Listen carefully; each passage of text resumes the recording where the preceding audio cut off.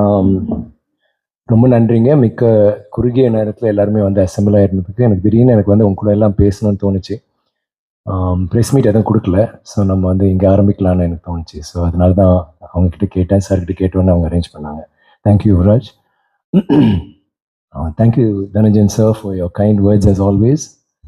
And and thank you again Aishwarya. அது ரொம்ப நல்லா இருக்கு. எனக்கு அதை அனுப்புங்க அப்புறம்.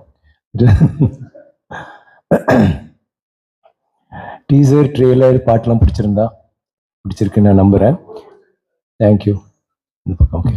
ஸோ நாங்கள் வந்து பார்வதி கொஞ்சம் பொய் சொன்னாங்க. 100% கொடுத்தாங்கன்னு சொன்னாங்க. அவங்க வந்து 300% கொடுத்தாங்க எனக்கு தெரிஞ்சு. ஸோ இட் இஸ் நாட் இந்த படம் நீங்கள் ஒவ்வொரு ஃப்ரேமும் பார்க்கும்போது உங்களுக்கு தெரியும்.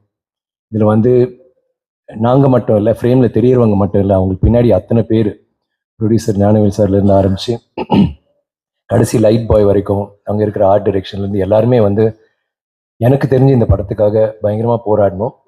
இப்போ வரைக்கும் யுவராஜ் வந்து இந்த பிஆர் ப்ரொமோஷன்ஸ்க்கு வந்து அவர் செய்கிற வரைக்கும் என் டீம் எல்லாருமே வந்து என்னோட அசிஸ்டன்ஸ் எல்லாருமே உயிரை கொடுத்துட்டு இந்த படத்துக்காக பண்ணுறோன்னா, எல்லா படத்துக்கும் நம்மளோட படம் நினச்சி நாங்கள் பண்ணுவோம். ஆனால் இந்த படத்தில் என்னவோ ஒரு மந்திரம் ஒன்று இருந்துச்சு.